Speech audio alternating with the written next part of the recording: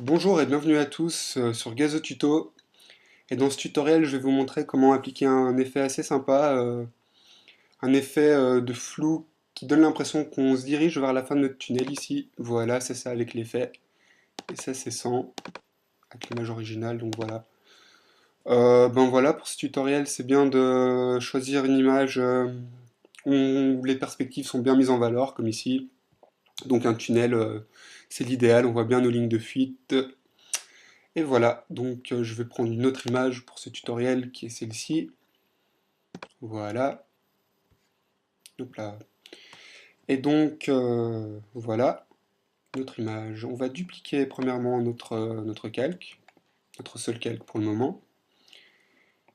Et puis nous allons directement lui appliquer le filtre qui nous intéresse qui se trouve dans Atténuation, Flow Radial, Radial Blur en anglais. Voilà. Pour commencer, donc là c'est un flou qui sera juste à l'arrière-plan, donc qui devrait être moins prononcé qu'à l'avant-plan, au bord de l'image. Je lui mettrai une valeur de 3, ça dépend, n'hésitez pas à un petit peu chipoter au début. Ça dépend peut-être aussi de la taille de votre image.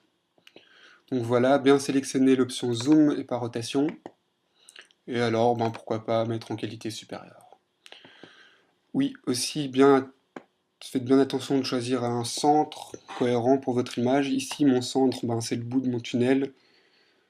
Donc ce sera vers ici proportionnellement que je vais aller mettre mon centre.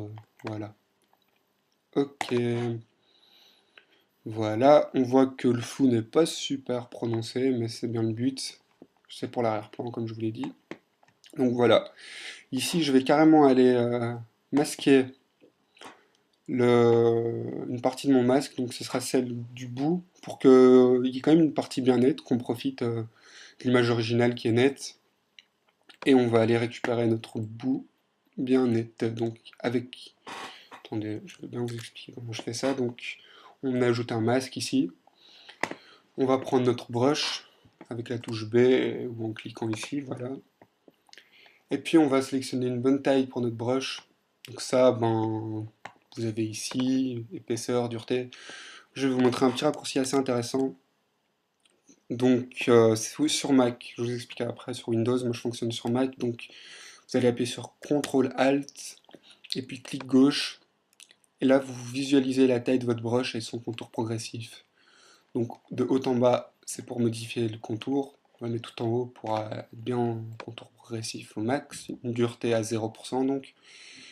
Et voilà, un peu plus grand que la fin du tunnel. Donc voilà. Et sous Windows, vous allez pouvoir utiliser ce raccourci en faisant Alt et clic droit cette fois. Alt, clic droit, maintenir le clic droit et puis gauche-droite au bas. Voilà. Donc là, je vais aller récupérer le bout de mon tunnel bien net. Voilà. Ensuite, on va redupliquer notre calque d'arrière-plan, le mettre par au-dessus, et lui réappliquer un flou radial, cette fois qu'on va mettre pas trop fort, à 5. Oui, à 5, c'est bien. Voilà, le centre, il nous l'a laissé au même endroit, on n'y touche plus. Voilà, on applique. Ensuite, ben, comme pour la première étape, de nouveau un masque pour aller récupérer, on peut augmenter la taille, pour aller récupérer ben, notre arrière-plan et notre premier flou. Puis voilà, on récupère un peu comme ça, un peu plus gros cette fois. Voilà. Et puis là, on va faire un dernier calque avec un flou encore plus prononcé. Vous en faites autant que vous voulez, vous pouvez en faire qu'un. Moi, je le fais en 3 fois. Atténuation, flou radial, et cette fois, je vous mets à 5, je vais mettre à 8. Pas exagéré. Enfin, vous faites comme vous voulez, mais moi, je n'exagère pas. Et alors, cette fois, on va vraiment garder que les bords de notre image. J'aurais pu augmenter la taille de la broche, mais ça ira comme ça. Et voilà. Donc là, déjà là, on a un effet assez sympa. Seulement, l'intérêt de ce tutoriel est aussi de... je vais vous montrer, donc de récupérer de notre image originale les bords des objets. Donc vous voyez, là, je l'ai remis, j'ai passé la copie de mon arrière-plan tout au-dessus, donc on revient à notre image originale. Mais nous allons mettre ce calque en mode de fusion éclaircir. Et voilà, on voit qu'on récupère une partie de notre flou. Seulement, on aimerait quand même en récupérer un peu plus. Donc, ben, on va tout simplement appliquer une opacité. Du moins, on va baisser l'opacité de notre calque qui est à 100% actuellement pour récupérer du flou. Donc voilà, 50% ou dans ces eaux-là, ça devrait aller. Et voilà, donc on récupère bien nos bords. Peut-être le mettre un peu plus fort. Allez, 50 pour être rond. Et puis, ben voilà, on voit que on voit notre flou, mais on récupère nos contours, ce qui donne un effet peut-être un peu surnaturel, assez sobre. C'est vrai que c'est pas super marqué. Voilà, ça c'est notre image d'origine. Ça c'est avec nos effets.